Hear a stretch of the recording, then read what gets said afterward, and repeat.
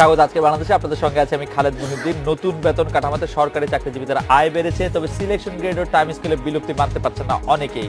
হাল বেতনে মর্যাদার পতন দেখছেন দেশের শিক্ষক সমাজ। এসব নিয়ে আজকে আলোচনা মাইনের মান। কথা বলতে স্টুডিওতে আছেন বঙ্গবন্ধু শেখ মুজিব মেডিকেল বিশ্ববিদ্যালয়ের সাবেক সহ উপাচার্য, বিএম এর সাবেক সভাপতি অধ্যাপক ডক্টর রশিদী মাহবুব, আছেন সাবেক সচিব আবু আলম মোহাম্মদ শহীদ খান, আছেন বাংলাদেশ বিশ্ববিদ্যালয় শিক্ষক সমিতি ফেডারেশনের মহাসচিব ডক্টর এ.এস.এম মাকসুদ কামাল এবং পরিবেশ ও নগর বিষয়ক স্থপতি ইকবাল হাবিব। স্বাগত আপনাদের। আমি ডক্টর রশিদী মাহবুব আপনার কাছে প্রথমে জানতে চাইবো যে সরকারের বিরোধী রাজনৈতিক জোট তো বটেই, নাগরিক সমাজ এবং কিছু বাম রাজনৈতিক দল নতুন বেতন কাঠামো ঘোষণার মধ্যে দিয়ে সরকারি কর্মকর্তা কর্মচারীদের খুশি রেখে সরকারি দলের ক্ষমতায় টিকিয়ে রাখার কৌশল হিসেবে প্রচারণা চালিয়েছিল। নতুন বেতন কাঠামোর কারণে শিক্ষক সহ চিকিৎসক, ব্যাংকার সহ অনেক কর্মকর্তা কর্মচারী মহল আসলে নাখোশ। আপনি আপনার পর্যবেক্ষণে? আমার মনে হয় যে পে কমিশনের যে গেজেটটা, তাতে কিন্তু বেতন বাড়ছে সবাইরই, কিন্তু কতগুলো জায়গায় অবস্ট্রাকশন আছে। একটা হচ্ছে ধরেন যেটাকে বলি যে time scale and selection grade, এটা ওইভাবে মেনশন করা নাই, কিন্তু বলা আছে 10 বছর পরে পাবে একটা, আরেকটা পাবে 6 বছর, এবং তা কিন্তু চতুর্থ স্কেলের নিচে যারা, চতুর্থ স্কেলের উপরে এটা প্রয়োগ হবে না, চতুর্থ স্কেলটা পাবে না। আরেকটা জায়গায় আসছে যেটা হলো যে বেশিরভাগ যেটা এফেক্ট করেছে সেটা হচ্ছে বিশ্ববিদ্যালয়ের শিক্ষকদের বা 3 নম্বর স্কেলে যাদের ছিল, 3 নম্বর স্কেল থেকে টাইম স্কেল বা সিলেকশন মানে যে ফ্রেমই হোক না কেন প্রথম স্কেলে যাওয়া যেত। এখন কিন্তু ওইখান থেকে আপনার 2 নম্বর বা 3 নম্বর স্কেলে নতুন করে যাওয়ার কোনো স্কোপটা রাখা হয়নি। আবার ইন এডিশন দুটো ঘটনা ঘটছে। একটা হচ্ছে বিশেষদের জন্য বিশেষ বেতন একটা প্রচলন হয়েছে, সেটা হলো ধরেন প্রধানমন্ত্রী, মুখ্য সচিব, মানে ওখানে আছে ওরা 4-5 জন, আর হলো দ্বিতীয় যেটা ওটা 86,000, আর একটা বোধহয় আছে 82,000। এই দুটো যাওয়ার কোনো স্কোপই নেই, ওটা কিন্তু স্কেলের বাইরে বা গ্রেডের বাইরে যেভাবে। এখন প্রশ্ন হচ্ছে 3 নম্বর স্কেলে যারা ছিল, এই 3 নম্বর স্কেলটা মূলত যদি আবার বলি, এটা বিশ্ববিদ্যালয়ের শিক্ষকদেরই, যারা অধ্যাপক ছিল তারা এটা পাইত। এখন তারা ওই জায়গাটাতে যাওয়ার কোনো স্কোপ নাই, এবং এর মধ্যে আবার অনেকগুলো কথা হয়তো আসতে পারে। এটা কেন গভর্নমেন্ট করছে তার কোনো যুক্তি আমরা জানি না, গভর্নমেন্ট থেকে কোনো এক্সপ্লেনেশনও দেওয়া নাই। তো কতগুলো গেজ করা যায় যে যেহেতু এখন পাবলিক ইউনিভার্সিটির নাম্বার অনেক হয়ে গেছে, সুতরাং সেই সেন্সে কিন্তু এই 1 নম্বর গ্রেডের যে জায়গাটা অনেক বেশি নাম্বার হয়ে গেছে, এবং এটা হয়েছে আগে এই জিনিসটা ছিল না 80-র দশকে। স্যার সিলেকশন গ্রেডের 1 নাম্বারটার মধ্যে স্যার খুব বেশি লোক নাই না, আর প্রায় আছে 600-র উপরে আছে, মানে 1 নাম্বার গ্রেডে। প্রফেসর মাকসুদ কামাল অবশ্য নিশ্চয়ই বলবেন পরে, 600-র উপরে আছে। এখন এই ঘটনাটা যখন ঘটে, এটা কিন্তু বিশ্ববিদ্যালয়ের যে আগের যে ফ্রেম ছিল তখন কিন্তু তারা প্রমোশন পেয়েই পাইত, কিন্তু সরকারের একটা নোটিফিকেশন যেটা প্রেসিডেন্টের বদৌলতে ওনার কাছ থেকে আমি শুনলাম যে 1980 সালে এই রিস্ট্রাকচারিং এর একটা ব্যাপার আসে, সেই রিস্ট্রাকচারিং এর ব্যাপারের বদৌলতে এই কাজটা হয়েছে, এবং এখানে তদারকিটা কারোই করার ছিল। স্যার আমি আপনাকে এই জায়গা থেকে একটু যে সরকারের এই কাজ করার ক্ষেত্রে আসলে কোনো যুক্তি পাওয়া যায় না, জনাব আবু আলম মোহাম্মদ শহীদ খান, আমরা কি একটু আবু আলম মোহাম্মদ শহীদ খানকে শুনবো যে এটা কি আপনার কাছে এরকম প্রফেসর রশিদী বাবুর মতো এরকম যুক্তিহীনই মনে হচ্ছে কিনা বিষয়টি? না, পে স্কেল নিয়ে তো অনেক কাজ হয়েছে। পে কমিশন ছিল একটা, এবং পে কমিশনের একটা রিপোর্ট তারা পেশ করেছেন, এবং পে কমিশন রিপোর্ট পেশ করার আগে যারা স্টেক হোল্ডার, সমগ্র স্টেক হোল্ডারদের সাথে তারা কথা বলেছেন। কথা বলার পরে বেশ কিছুদিন কাজ করার পরে এই পে কমিশন রিপোর্টটা তারা জমা দিয়েছেন অর্থমন্ত্রীর কাছে, এবং অর্থমন্ত্রীর কাছ থেকে পাওয়ার পরে এটা সচিব কমিটিতে গিয়েছে, এরপর মন্ত্রী পরিষদে গিয়েছে, এবং অনেক পরীক্ষা নিরীক্ষার পরে এই জিনিসটা করা হয়েছে। এবং যেহেতু এই বর্তমান পে স্কেলে আমরা হিসাব করে দেখেছি যে 66% বা 86% এর মাঝামাঝি পে বাড়ছে, এবং সেটাও আমি আগেই বলেছি যে বেতনটা বাড়ানো হয়েছে সেটা কিন্তু কারো কারো ধারণা এটা দ্বিগুণ বেড়েছে। যে বেতনটা বাড়ানো হয়েছে সেই বেতনটাও কিন্তু অফসেট হয়ে যাচ্ছে আপনার যে মুদ্রাস্ফীতি ঘটেছে, এবং 20% যে মহার্ঘ ভাতা ছিল সরকারি কর্মচারী, শিক্ষক এবং সবার যারা রাষ্ট্রীয় খাত থেকে বেতন নেয়, প্রায় অত বেতন বাড়ে নাই। কিন্তু এটা যে আমি জানি না রশিদী মাহবুব সাহেব কেন বললেন যে যুক্তি খুঁজে পাচ্ছেন না। আমার মনে হয় এই জিনিসগুলো অনেক আলাপ আলোচনার ভিত্তিতেই করা হয়েছে, আলাপ আলোচনা করা হয়েছে এবং যুক্তির ভিত্তিতে করা হয়েছে। কেন করা হয়েছে এবং আমলারাই আলোচনা করেছেন, না, ওনাদের সবার সব প্রতিনিধিরাই পে কমিশনের সাথে আলোচনা উনারা করেছে। বলছে যে উনাদের উনারা একটি গেছেন কথাও অনেকবার। রাখেন নাই। না না উনারা বলেছে যে উনারা একটি কথাও রাখা হয় না। ও, কথা রাখা হয়নি সেই বিষয়ে তো আমি কোনো জবাব দিতে পারবো সেই না। আলোচনা কারা কথা আলোচনা রাখলেন করার কথা কি মানে রাখলেন যে না। আলোচনার মান এখন ধরেন যে এই যে 3-2-1 যেটা আমরা বলছি, জি। আমরা যদি পে স্কেলের কথা চিন্তা করি, আমি কিন্তু এর আগেই বলেছিলাম যে শিক্ষকদের জন্য, প্রাথমিক শিক্ষক থেকে শুরু করে একেবারে বিশ্ববিদ্যালয়ের শিক্ষক Right. পর্যন্ত আপনি সকলের বলেছিলেন। জন্য আমি পৃথক স্কেল চাই, এবং পৃথক স্কেল থাকাই বাঞ্ছনীয়। তাহলে আর তাদের এই পে কমিশন রিপোর্ট বা অমুকের সাথে অমুকের যে সাদৃশ্য কার? করা, কার জি। সাথে কার তুলনা, এসব করতে হয় না। আমি আমার ওই অরিজিনাল পয়েন্টে এখনো আছে যে শিক্ষকদের জন্য সরকার আলাদা পে কমিশন করুক, এবং আলাদা পে কমিশন করে তাদের বেতন ভাতাদি কী হবে, তাদের সুবিধাদি কী হবে, এটা নির্ধারণ করুক।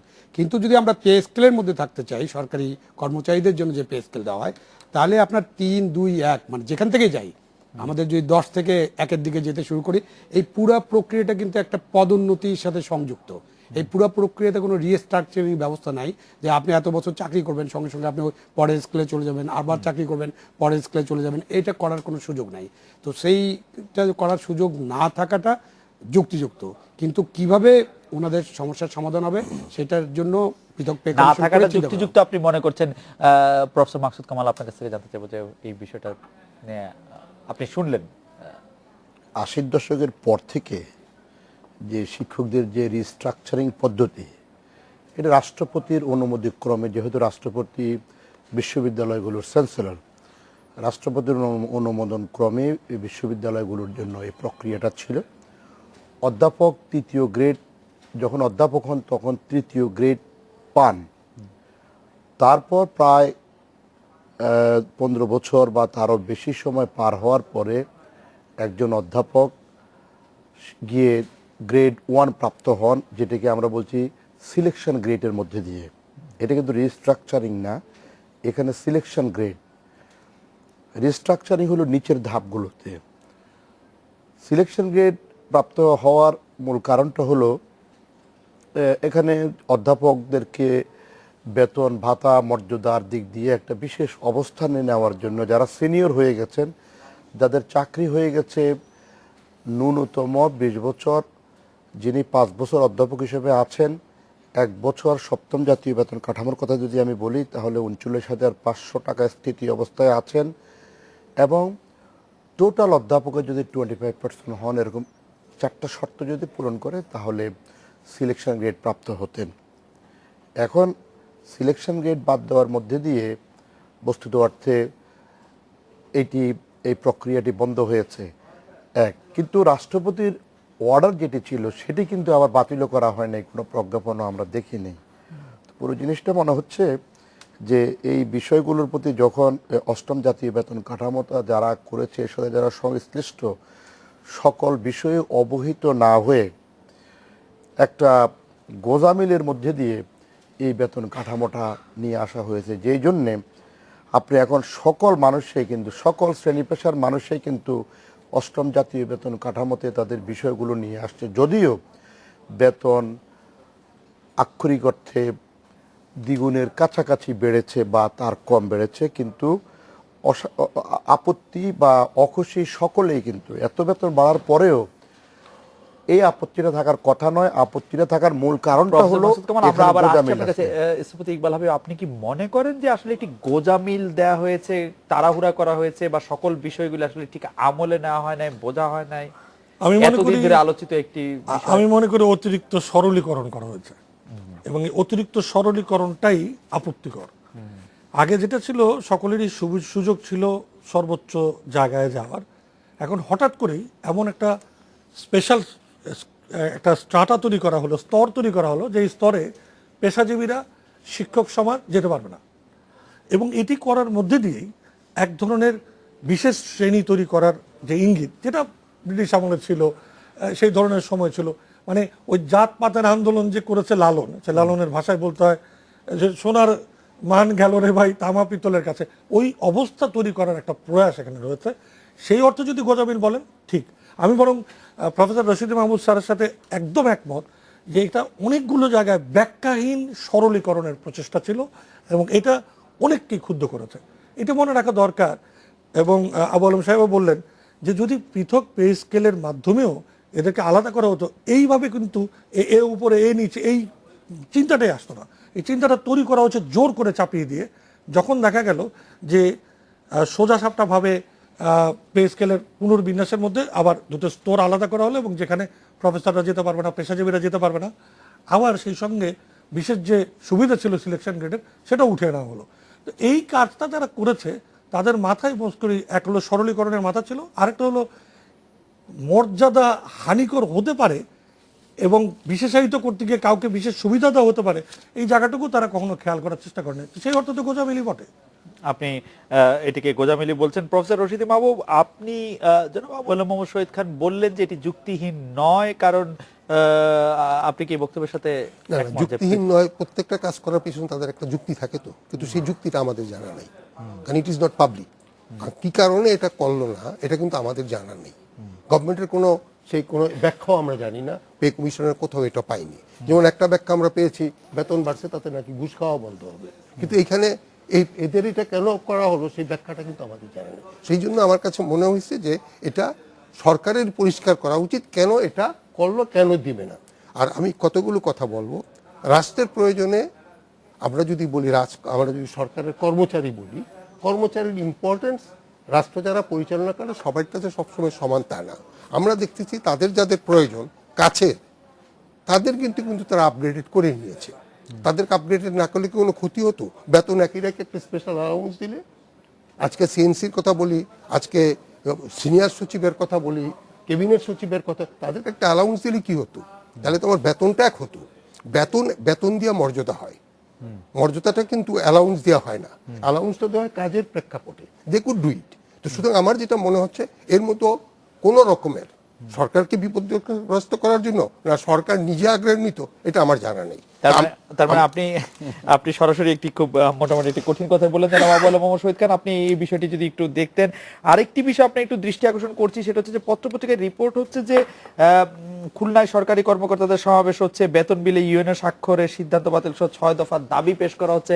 আপনি কি এই প্রেক্ষিতেও এই কথা বলবেন, যেটি আসলে রশিদ স্যার বললেন যে যাদের দরকার তাদের মর্যাদা একটু জোর করেই যেন বাড়িয়ে নেওয়া হচ্ছে?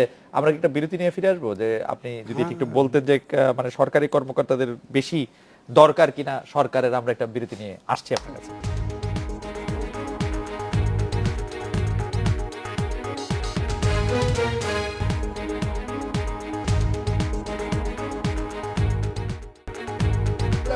ফিরে এলাম আজকের বাংলাদেশে। জনাব আবু আলম মোহাম্মদ শহীদ খান, নতুন কাঠামোতে প্রশন কাটারের খবরদারি বাড়ানোর প্রবণতা দেখা যাচ্ছে, এ নিয়ে আপনার অবস্থান, পর্যবেক্ষণ, মূল্যায়ন কি? যেটি রশিদ স্যারও কিছুটা বলতে চেষ্টা করেন। আমরা যেটি দেখলাম যে সরকারি কর্মকর্তারা সমাবেশ করছেন, বেতন বিলে ইউএনএ স্বাক্ষরের সিদ্ধান্ত বাতিল সহ 6 দফা দাবি দিচ্ছেন অনেকে।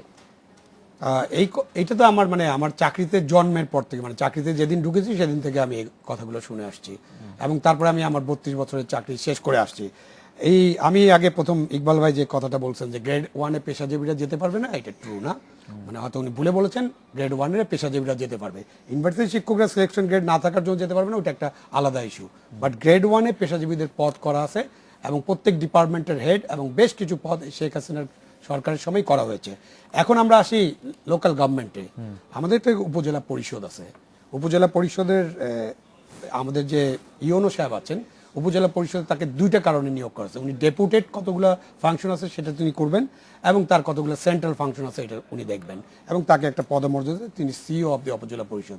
ইওনোর স্বাক্ষরে বেতন নিতে হবে, এটা ঠিক না। কিন্তু উপজেলা পরিষদকে যদি শক্তিশালী করতে হয়, তাহলে উপজেলায় যে অফিসাররা, তিনি ইঞ্জিনিয়ার হন, ডাক্তার হন, পেশাজীবী হন, আমলা হন, এসিল্যান্ড হন, তাকে উপজেলা পরিষদের কাছে জবাবদিহি করার জন্য একটা ব্যবস্থা, ইউনো সহ ইউনোর বেতনটা উপজেলা পরিষদে প্রেস করা দরকার, এবং ইউনোর বেতনও করা হয়েছে।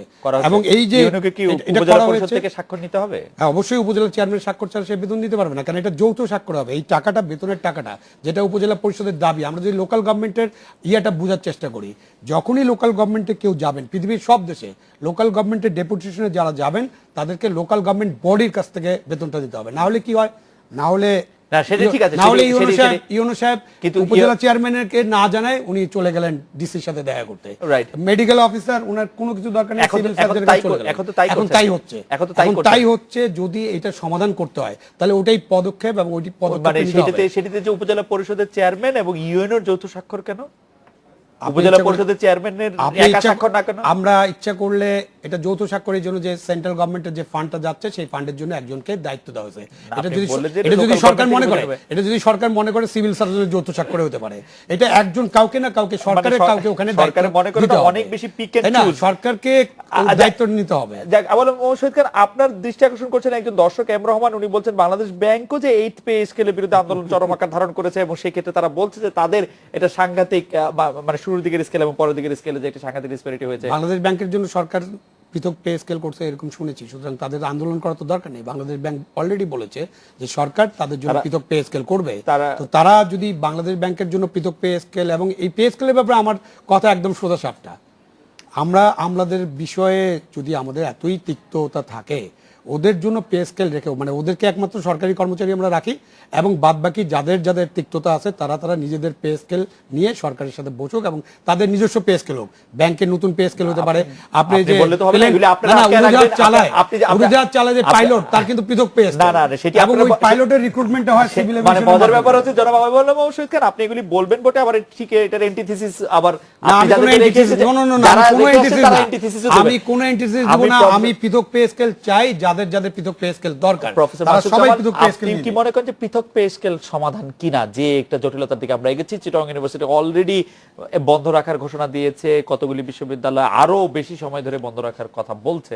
আপনি সমাধান কি পৃথক পে স্কেল বিশ্ববিদ্যালয়ের শিক্ষকদের জন্য এটা সরকারের অঙ্গীকার, এটা রাজনৈতিক অঙ্গীকার, এবং সেটি সরকারের যে 2021-2041 যে উন্নত একটি বাংলাদেশের গঠনের যে রূপকল্প, সে রূপকল্পের অঙ্গীকার। তবে যতদিন পৃথক পে স্কেল হবে না, ততদিন রাষ্ট্রীয় যে বেতন কাঠামো আছে, সেই বেতন কাঠামোতে সকল মানুষেরকে বৈষম্য দূর করে অবস্থান করাটা হলো, এটি হলো আমাদের সংবিধানের অঙ্গীকার। বৈষম্য থাকবে না, এটি হলো যে কারণে আমরা মুক্তিযুদ্ধ করেছি তারও অঙ্গীকার। এখন এটি কেন নাই? আমি যদি গত 4 তারিখের সভার কথা বলি, 4 তারিখের সভায় মন্ত্রী পরিষদের সিনিয়র মন্ত্রীরা বলল যে বেতন বৈষম্য দূরীকরণ সংক্রান্ত কমিটি যে সিদ্ধান্ত দিয়েছে, এবং যেটি 7ই সেপ্টেম্বর তারিখে যখন পে স্কেল ঘোষিত হয়, তখন আমরা যে বৈষম্য হয়েছে, বৈষম্যের কথাগুলো বলে আসছিলাম, অন্য পেশাজীবীরা বৈষম্যের কথা বলে আসছিল, সেদিনেই এই কমিটি গঠন করা হয়েছে এবং উচ্চ ক্ষমতা সম্পন্ন সিনিয়র মন্ত্রীদের গঠন করা হয়েছে। 4 তারিখ, এই 4 তারিখে 4 ডিসেম্বরের বক্তব্যটা হলো, সিনিয়র মন্ত্রীদের বক্তব্য হলো, আমরা যে সুপারিশ করেছি সেই সুপারিশ গ্যাজেটে এবং আমাদের অন্য প্রজ্ঞাপন যেগুলি আসছে সেগুলোর কোথাও প্রতিফলন হয়নি। তাহলে এই কাজটি কে করেছে? দায়িত্বশীল লোক কারা? একটা পৃথক প্রজ্ঞাপন বিশ্ববিদ্যালয়ের শিক্ষকদের জন্য অর্থ মন্ত্রণালয় থেকে শিক্ষা মন্ত্রণালয়ে আসলো। সেই পৃথক প্রজ্ঞাপনে একজন অতিরিক্ত সচিব স্বাক্ষর করা, সেই প্রজ্ঞাপনে বিশ্ববিদ্যালয় শিক্ষকদের যে প্রথম গ্রেডে যাওয়ার যে প্রক্রিয়াগুলো, সেই প্রক্রিয়াগুলো তারা সাজেস্ট করে দিয়েছে। তারা বলছে যে এইভাবে এটা করতে হবে। আবার 4 তারিখে আমাদের অর্থ মন্ত্রণালয় থেকে একটি প্রেস রিলিজ আসছে, এটা আপনারা নিজেরাও দেখেছেন। সেখানে বলেছে, একটু শেষ করি, সেখানে বলেছে, একটু সংক্ষেপ করি আমি, সেখানে বলেছে যে এটি শিক্ষা মন্ত্রণালয় এই বিষয়টি দেখবে, তারা যে করে শিক্ষা মন্ত্রণালয় যে সুপারিশ দেয় সেটি আমরা অনাপত্তি সহ সেটি আমরা গ্রহণ করব।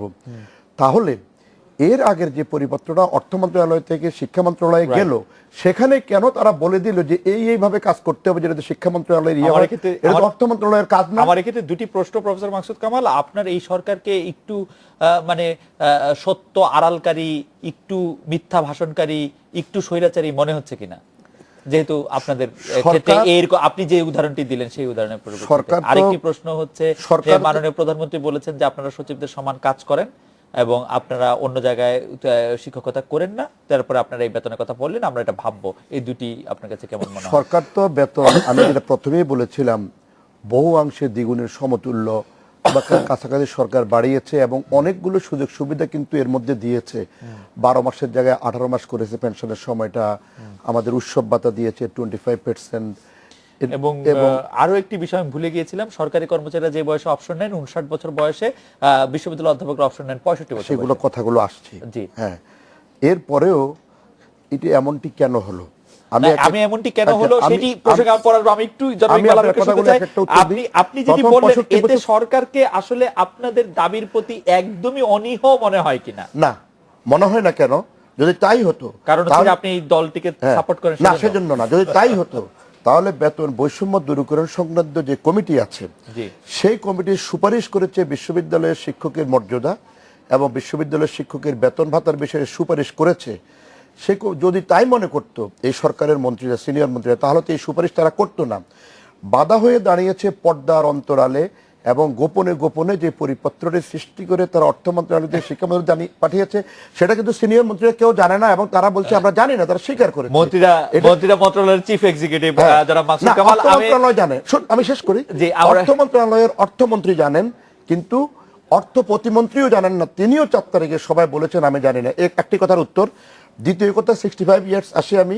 65 ইয়ার্স বাংলাদেশে নয়, এটি ভারতেও আছে, শ্রীলঙ্কায় আছে, মানে থাকুক, মানে আপনারা তো বাংলাদেশ ভারতের সাথে অধ্যাপকদের সাথে তুলনা করছেন, আপনারা সচিবদের সাথে তুলনা করছেন, সেই তুলনায় আমরা তুলনা করি না। আমরা একটু মাসুদ কামাল, আমি একটু ইকবাল হাবিবকে আমার একটু শুনতে হবে যে জনাব ইকবাল হাবিব একটু বলি। আপনি যখন একটা বেতন কাঠামোর মধ্যে থাকবেন, যদি জাতীয় বেতন কাঠামোর মধ্যে আপনাকে যদি রাখা হয়, তুলনাটা স্বাভাবিকভাবে আসবে। যদি পৃথক বেতন স্কেল আপনি দিয়ে দেন, সেখানে তুলনার প্রশ্ন আসে না। শ্রীলঙ্কায় পৃথক বেতন স্কেল আছে, সেখানে তুলনা হয় না। জাতীয় বেতন কাঠামোর মধ্যে রাখবেন, আবার মর্যাদা দিবেন না। এখন বেতন কাঠামো হলো মর্যাদার স্মারক। আপনি যদি সেখানে যদি বেতন না বাড়ান, তাহলে মর্যাদা নিরূপিত হয় না। সেই বক্তব্যটি পরিষ্কার। স্যার, আমি একটু জনাব ইকবাল হাবিব আপনার কাছে আসতে চাই। আমি দুঃখিত, আরেকটু আগেই আসার কথা ছিল, কিন্তু আমরা তাহলে একটু বিরতি নিয়ে আসি। আমি প্রশ্নটি একটু করে রাখি যে আপনি পুরো আলোচনাটি শুনলেন। আমার কাছে মনে হয় যে ব্যাপারটি পেশাজীবী এবং অধ্যাপকদের, শিক্ষকদের বিরুদ্ধে আসছে সামনে, সেটি আসছে হচ্ছে যে সরকারি বেসরকারি শিক্ষক, চিকিৎসক, প্রকৌশলী, স্থপতিদের সামাজিক সম্মান যেমন বেশি, বৈধ পথে তাদের অন্যান্য আয়, সেটি কনসালটেন্সি করে হোক বা অন্য, সেটি সুযোগও বেশি। মান মর্যাদার ক্ষেত্রে তারা যে দাবিটি করছেন, সেই দাবিটি বা আপনারা যে দাবিটি করছেন, সেই দাবিটি কতটা আপনার কাছে যৌক্তিক মনে হচ্ছে বা কোন জায়গায় সেটি আটকাচ্ছে, সেটি যদি আপনি আমাদের একটু বলেন, আমরা একটু বিরতি নিয়ে ফিরছি।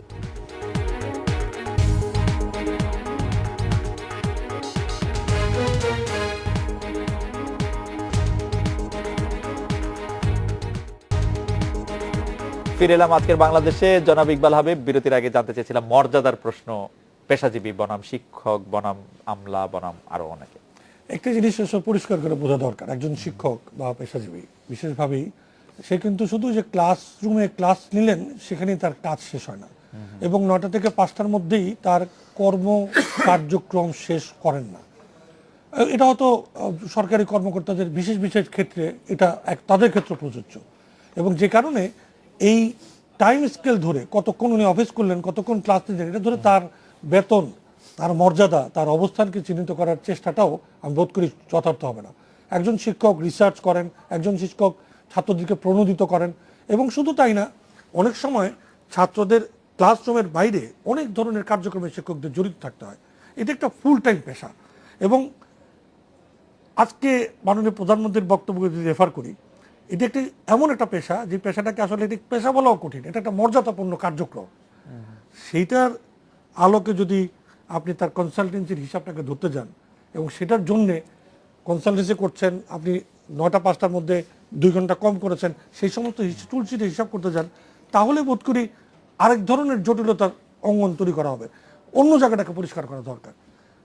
সরকারি কর্মকর্তা কর্মচারীদের মধ্যে যেই ব্যুরোক্র্যাট নামে আমরা যাদেরকে মনে করি, তারাই কি একমাত্র অপরিহার্য বিশেষায়িতভাবে? এই বিশেষায়িত করার রূপটা, এই বৈষম্যের চিন্তাটা বৈষম্য নিরসনের কমিটির কর্তৃক কখনোই আরোপিত হওয়া উচিত হয় নাই। আমি মনে করি বৈষম্য নিরসনের যে কমিটি তৈরি করা হয়েছে, তারা আননেসেসারি একটা বৈষম্যের কতগুলো পপ আপ করেছেন, কতগুলো ফ্ল্যাগ পপ আপ করেছেন আননেসেসারিলি। এবং সকলের সাথে একমত করে বলছি, আলাদা বেতন স্কেলের পাশাপাশি একজনের সাথে একজনের তুলনা করার এই প্রক্রিয়াটা বন্ধ করা দরকার। এবং সেই তুলনা আজকে প্রধানমন্ত্রী যেমন বারবার বলার চেষ্টা করলেন, এই তুলনা করা অন্যায়, শিক্ষকদের ব্যাপারে অন্যের সাথে তুলনা করা যায় না। একই রকমভাবে যে কোনো ক্ষেত্রে পেশাজীবীর সাথে শিক্ষকের তুলনা করা, পেশাজীবীর সাথে এই ব্যুরোক্র্যাটদের তুলনা করা, এই কার্যক্রমের মধ্যে আমরা ঢুকছি কেন? আমি মনে করি আননেসেসারি একটা জটিলতার মধ্যে সরকারকে ঢোকানোর চেষ্টা করা হচ্ছে, এবং এটির প্রথমে যেটা বলেছিলাম অতিরিক্ত সরলীকরণের একটা প্রচেষ্টা থেকে এটা হয়েছে। আমি আবারও মনে করি এই বেতন বৈষম্যের এই জায়গাগুলো সরকার আলোচনার সাপেক্ষে সবার জন্য আলাদা করার দরকার নেই, কিন্তু এই বিশেষায়িত অবস্থান, বিশেষায়িত প্রাধান্য এগুলো যদি সরিয়ে ফেলে একটা সুন্দর বেতন কাঠামো, সরকার বেতন তো বাড়িয়েছে, Right. বিরাট প্রিভিলেজ তৈরি করেছে, সেই প্রিভিলেজের জায়গায় আমরা হঠাৎ করে একজনের আরেকজনের মুখোমুখি দাঁড় করানোর চেষ্টার মধ্যে যাচ্ছে কেন, সেই জায়গাটা আমাদের দেখা দরকার। জনাব আবু আলম শহীদ খান, আপনার কাছে যখন আসবো তখন আমাদের একজন দর্শক, আপনি যদি একটু মনে রাখেন, যে মুজাহিদ উনি বলছেন যে আমার সার্ভিস 35 বছরে, আমার জুনিয়রের সার্ভিস 20 বছরে, আমার বেতন এবং জুনিয়রের বেতনটা এক ধরনের হওয়া মানে সেটা কতটা যৌক্তিক হয়েছে। এবং পাশাপাশি আপনার জন্য আমি প্রশ্নটি করে রাখি, যেই প্রসঙ্গটি আমাদের আলোচকরা এবং আমাদের দর্শকরা আসলে করতে চাইছেন, সেটা হচ্ছে যে সরকারি আমলারাই কি খালি অপরিহার্য, তাদের ব্যাপারটাই কি শুধু প্রথমে নিয়ে আসতে হবে, সেটা আপনি নিশ্চয়ই বলবেন। আমি প্রফেসর রশিদ বাবুর কাছে আসি। আলাদা বেতন কাঠামো, সম্মান বৃদ্ধির দাবি পূরণ না হলে পাঠদান বন্ধ রাখার হুঁশিয়ারি দিয়েছেন পাবলিক বিশ্ববিদ্যালয়ের শিক্ষক সমাজ। শিক্ষার্থীদের জিম্মি করার এই আন্দোলন কতটা শিক্ষক সুলভ আচরণ হলো? ওটার উত্তর আগে আমি একটুখানি সত্য বলে নিই। এটা কিন্তু সিন্স আমি 60 বছরের অভিজ্ঞতায় বলতে পারি, আমলা আর কামলা, আমলা হচ্ছে সরকারের আমলাতন্ত্রের যে প্রশাসনের যে যন্ত্রটা আর বাকিরা কিন্তু মনে করে তারা সেখানে কামলা, তারা কাজ করে, এবং কোনোদিনই সেই জায়গাটাতে এটা কিন্তু পারসেপশনে ঢুকে আছে। এবং এটার কারণটা কিন্তু যে স্বাধীনতার উত্তর থেকে যে ফ্রেমটা আসছে এটা কিন্তু এখনো রয়ে গেছে। কারণ একটা ডেমোক্রেটিক ফোরামে যেভাবে পিপলসের এখানে আসার কথা, আমলাতন্ত্রটাকে কিন্তু সেইভাবে রাজনীতিবিদরা পারেনি। সুতরাং এই কনসেপশনটা যে পর্যন্ত এদেশে পিপল সর্বস্ব না হবে, ক্ষমতায়িত না হবে, এটা কিন্তু থাকবে। এবং আজকেও যদি আমরা বলি যে বেতনের ব্যাপারগুলো আসে, তাদের ভূমিকা নেই এই কথা আমি স্বীকার করবো না। কোনো না কোনোভাবে they have the scope to motivate, যেটা অন্যদের পক্ষে সম্ভব না, ওই অ্যাক্সেসিবিলিটি নেই। এবং আজকে আপনি কি বলবেন যে তাদের শুধু এই অ্যাক্সেসটা আছে বলে তারা নিজেদের পক্ষে সবসময় এটা নিয়ে আসে? কেন আমি খালি মানে আপনি কি ডেফিনেটলি আমি যদি আমার পক্ষে থাকে এবং আমার পক্ষে বলি, আজকে যখন আমি হাসপাতালে কাজ করি, আমি তো আমারটাই ফ্রেমটাতেই করব। এটা মানুষের স্বভাবজাত ধর্ম, এটার ঊর্ধ্বে কিন্তু খুব কম মানুষই উঠতে পারবে। আমি এটা অস্বীকার করার কোনো কারণ নেই। ভারতের মতো একটা বিশাল গণতান্ত্রিক দেশে আমি শেষ করে ভারত না নাই না, ভারতের গণতন্ত্রের যে স্ট্রাকচার, আমি তো ভারতেরটাকে অস্বীকার করছি না। ওখানে আমলারা আছে না, আইএস আছে, আমলারা আছে, কিন্তু আমলারা কিন্তু ওখানে রাজনীতিবিদদের আওতায়। আমার দেশের রাজনীতিবিদরা কিন্তু ওই ভূমিকাটা ভারতের রাজনীতিবিদদের মতো রাখতে পারে না। কারণ আমাদের যে উদ্দেশ্যটা সেটা হচ্ছে তারা গভর্নমেন্টকে ব্রিফ করা ইন অল দি থিংস। আমাদের রাজনীতিবিদদের একটু অযোগ্য বলছেন? আমি অযোগ্য বলবো না, আমি অসমর্থ বলছেন না। আমি আপনি ওইটা খুব খারাপ শব্দ বল। আমরা এখন পর্যন্ত সেই সিস্টেমটা ডেভেলপ করে সুগার কোটেড না, আমি বলছি সিস্টেমটা ডেভেলপ করতে পারিনি। আমি বলবো সিস্টেমটা ডেভেলপের একটা ব্যাপার আছে, সেই সিস্টেমটা আমার ডেভেলপটা হয়নি। মানে আমলারাই চালাচ্ছেন আর কি পিছনে। ডেফিনেটলি মানে তারা মানে রাজনীতিবিদরা যায় আসে, কিন্তু তারা তো ওই কেসটার মধ্যে থাকে। So they know everything. এবং রাষ্ট্রীয় ক্ষমতায় রাষ্ট্রকে কিভাবে পরিচালনা করবে সেটা কিন্তু তারা নিজেরও ইনহেরিট করে। এবং কোন কোন সময় দেখা যায় এই কথাটা খুব প্রচলিত বটে, কিন্তু সেই অবস্থা থেকে সেই সিএসপি অফিসারদের, সেই পাকিস্তানের রাষ্ট্রের রাজনীতিবিদদের বা নতুন বাংলাদেশের রাজনীতিবিদদের চেয়ে এখনকার রাজনীতিটা অনেক ডিফারেন্ট। ডেফিনেটলি উন্নতি হয়েছে। বাইশা সাহেবের রাজনীতি আমি উন্নতি হয়েছে না এই কথা আমি বলবো, কিন্তু ইট নিডস ফার্দার ইমপ্রুভমেন্ট। আচ্ছা, আপনি যদি আমার প্রশ্নটা আসতে যে পাবলিক বিশ্ববিদ্যালয় আমি শিক্ষা এখানে কিন্তু আমি ইয়াদেরকে, শিক্ষকদেরকে, ছাত্রদেরকে এখানে আটকাতে না করা, এটা অন্যায় হবে। আজকে যেটা দরকার, তাদের যে যৌক্তিক দাবি, তারা যেই প্রেক্ষাপটে এটা চাচ্ছে, সেই জায়গাটা কিন্তু তাদেরকে লবিং করতে হবে।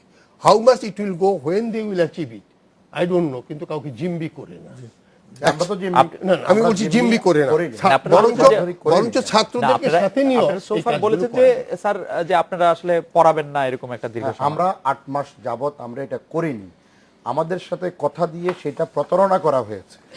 এটা প্রতারণার বিরুদ্ধে আমাদের এটা কর্মসূচি, এবং এটা অর্থমন্ত্রী আমাদেরকে বলেছে যে মানে এই প্রতারণা করেছে, সেই ব্যাপারটি আপনি বলছেন। যেই বিষয়টি আসছে জনাব আবু আলম শহীদ খান, আমরা একটা বিরতি নিয়ে আসতে হচ্ছে আপনার কাছে, যে আপনি কেন এইরকম একটা ফিলিং দেখেন, এখানে পেশাজীবী আছেন, স্থপতি আছেন, শিক্ষক আছেন, চিকিৎসক কাম শিক্ষক আছেন, আমাদের সবার কেন মনে হচ্ছে যে সরকার আমলাদেরই শুধু অপরিহার্য মনে করছে, আর কাউকে মনে করছে না যে তাদের আসলে কোনো দরকার? আমরা একটা বিরতি নিয়ে ফিরছি আপনার কাছে।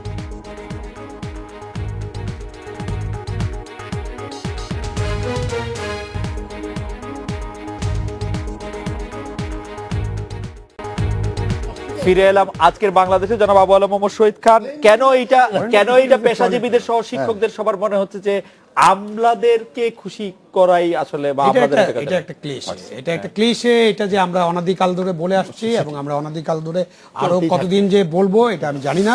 আমি যদি পাশের দেশের দিকে তাকাই, জাস্ট ভারতের দিকে তাকাই, ভারতের গণতন্ত্র আমাদের চেয়ে অনেক বেটার পারফরমেন্স করতেছে, এই ব্যাপারে কোনো সন্দেহ নাই। ভারতের নির্বাচন কমিশন অনেক বেটার পারফরমেন্স করছে, কোনো সন্দেহ নাই। ভারতে ওই পদের নাম জেলা শাসক আছে, তাতেও কোনো অসুবিধা নাই। এবং ভারতের যে ইন্ডিয়ান সিভিল সার্ভিসের যে তিনটা যে ইন্ডিয়ান সিভিল সার্ভিসের অঙ্গ, তার মধ্যে Indian administrative service, Indian police service এবং ইন্ডিয়ান ফরেস্ট সার্ভিস আছে। তারপরে তাদের সেন্ট্রাল ক্যাডার সার্ভিস আছে, গ্রুপ এ, গ্রুপ বি। এবং সেই গ্রুপ এ, গ্রুপ বি যে কোনো লোক যখন ইচ্ছা আপনারা ওয়েবসাইটে যে এগুলো দেখতে পারবেন। এবং অল ইন্ডিয়া সার্ভিসেস অ্যাক্ট আছে তাদের, সেখানে পুরো জিনিসটা চলছে। এখানে এই ধরনের কথাবার্তা বলা হয় না। এটা আমাদের হীন মানসিকতা থেকে আমরা বলি। অযথা একটা দলকে, একটা গ্রুপকে অযথা দোষারোপ করা হচ্ছে।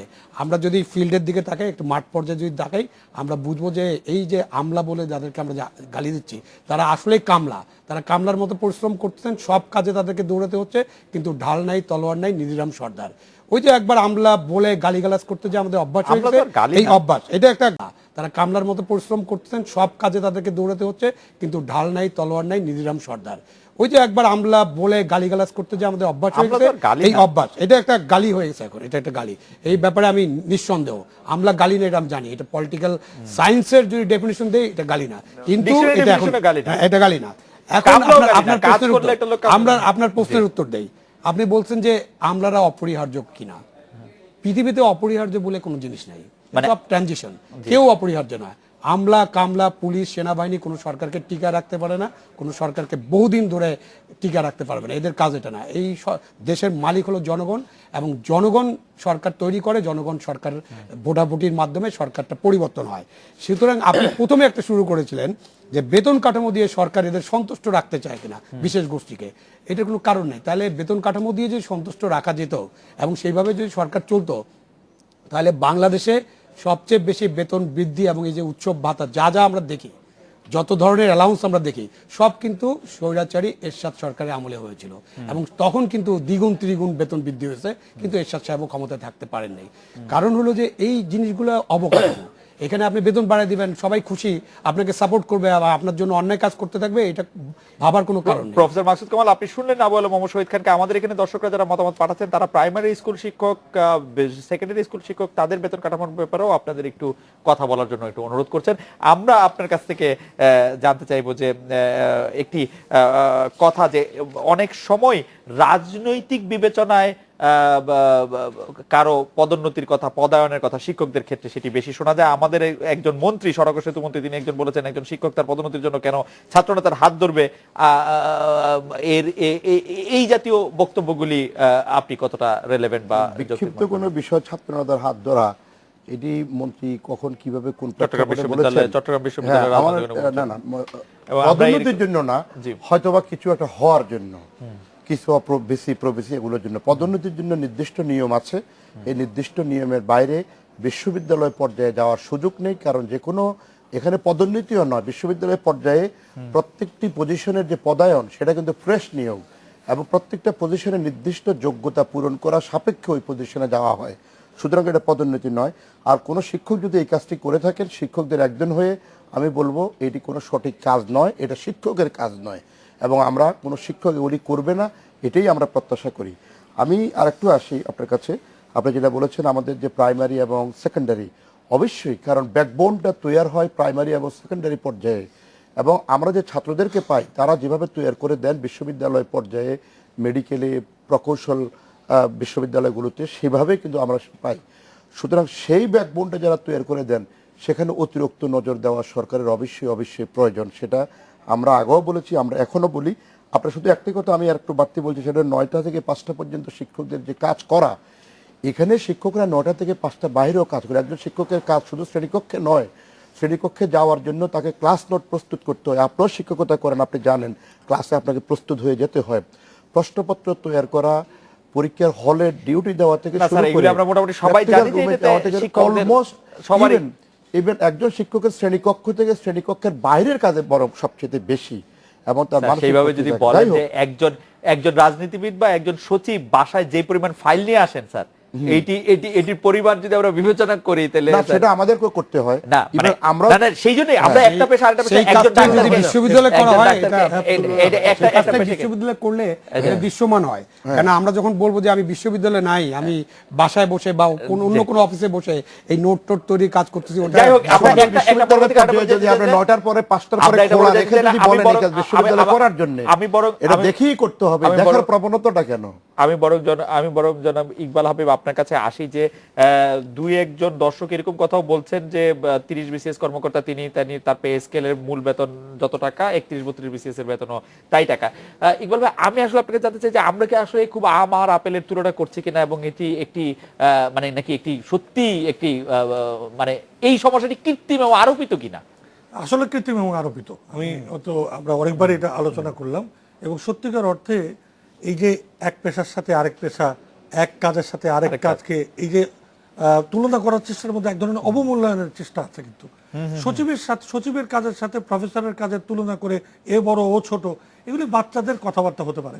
সরকারের উদ্দেশ্য ছিল সকলেই যাতে এই যে আমাদের মুদ্রাস্ফীতি হলো, এই যে সংসার টানতে পারছে না, অসৎ পথ অবলম্বন করছে, সেখান থেকে সবাই ফিরে আসে, যার যার কাজে মনোযোগ দেয়, যে যেখানে আছে সেখান থেকে দাঁড়িয়ে সরকারকে সাহায্য করে, এবং একটা পরিবর্তনের যে জোয়ার উঠছে সেটাকে অংশগ্রহণ করে। সেই জায়গাটাকে আসলে যারা বেতন বৈষম্য দূর করার কমিশনে ছিলেন, তারা এটাকে ওই জটিলতাটাকে যথাযথভাবে উপলব্ধি করেন নাই। উনি বলছিলেন যে পার্শ্ববর্তী দেশে এই সবগুলি জিনিস হয়ে থাকলো কোনো রকম কোনো সমস্যা হচ্ছে না, কেউ তাদের পার্শ্ববর্তী দেশের সাথে তুলনা করার আগে পরিষ্কারভাবে মনে রাখতে হবে পার্শ্ববর্তী দেশে গণতন্ত্রের দেশ, এবং ওইখানে একজন পলিটিশিয়ানের, একজন রাজনৈতিক নেতার যে ক্ষমতা, সেই ক্ষমতা বাংলাদেশে এখন আমরা দিতে পারিনি। আমি যদি একটা ছোট্ট উদাহরণ করি, আমি এই কথা বলে কিন্তু এটাকে কর্নার করা যাবে না। আমি যদি পরিষ্কার অর্থে বলি, এই যে উপজেলা নির্বাচন হলো, উপজেলা পরিষদ হলো, উনি তো এই মন্ত্রণালয়ের একজন সচিব ছিলেন, বিখ্যাত দীর্ঘদিন ধরে, এবং সেইখানে উনি পরিষ্কার করে বলুক ওনার সময় এই নির্বাচনের পরে তাদের কতজনকে আপনি ক্ষমতায়ন করেছেন, অথবা আসলে তাদেরকে এক পেশে ফেলে রেখে, অকেজ করে রেখে শুধু প্রশাসন দিয়ে চালিয়েছেন। মেয়র ছাড়া শহর কি চলে নেই বছরকে বছর? আসলে এটা মনে রাখা দরকার, আমাদের রাজনীতিবিদরা মাঝে মাঝে আমরা অনেক ক্ষমতাবান দেখি, সেটা গুটি কতক। সামগ্রিকভাবে রাজনীতিবিদদেরকে ক্ষমতায়ন করতে পারিনি। জনগণের প্রতিনিধিরা এখনো প্রকৃত ক্ষমতার কেন্দ্রের মধ্যে নাই, এবং সে কারণেই ইন্ডিয়ার সাথে তুলনা করার কোনো প্রয়োজন নেই। আমাদের একদমই 1.5 মিনিট সময় আছে। আবু আলম মোহাম্মদ শহীদ খান, আমি একটু প্রফেসর রশিদের কাছে আসতে চাই। শুধু আপনার কাছে 20 সেকেন্ড একজন জানতে চেয়েছেন, এডমিন ক্যাডার 3rd গ্রেডে চলে যায় 5th গ্রেড থেকে, আর অন্যান্য ক্যাডাররা 5th গ্রেড থেকে 4th গ্রেডে পৌঁছায়, এটা কি জাস্টিস কিনা?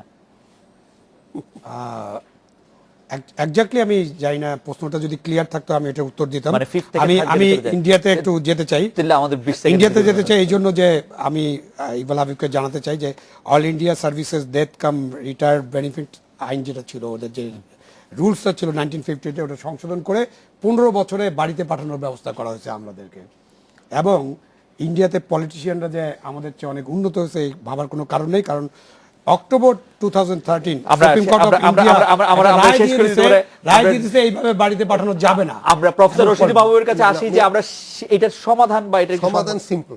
আমি মনে করি যে একটার সাথে আরেকটা তুলনার ব্যাপার নাই, সবাইকে স্কোপ থাকতে হবে, এর মধ্যে যে বেস্ট তাদের উপরে যাওয়ার, সেই স্কোপটা কিন্তু করে দিতে হবে। শিক্ষকদের মধ্যে শিক্ষকদের বড় কে হবে তাকে হাইয়েস্ট মর্যাদা দিতে হবে। শিক্ষকের মর্যাদার সাথে সচিবের মর্যাদা নিয়ে আমি কথা বলতে চাই না। ডাক্তারদের মধ্যে যারা ভালো তাদের কিন্তু হাইয়েস্টের জন্য একটা স্কোপ দিতে হবে। সেই জায়গাগুলো কিন্তু কমে গেছে। আপনি মনে করছেন যে সেই জায়গাগুলি আসলে ঠিক করা, সেই জায়গাগুলো অন্তত ঠিক। প্রফেসর রশিদ মাহবুব, আবু আলম মোহাম্মদ খান, প্রফেসর মাকসুদ কামাল এবং স্থপতি ইকবাল হাবিব, আপনাদের অনেক ধন্যবাদ। এই ছিল আজকের বাংলাদেশে। দেখা হচ্ছে আগামীকাল এই সময়। শুভরাত্রি।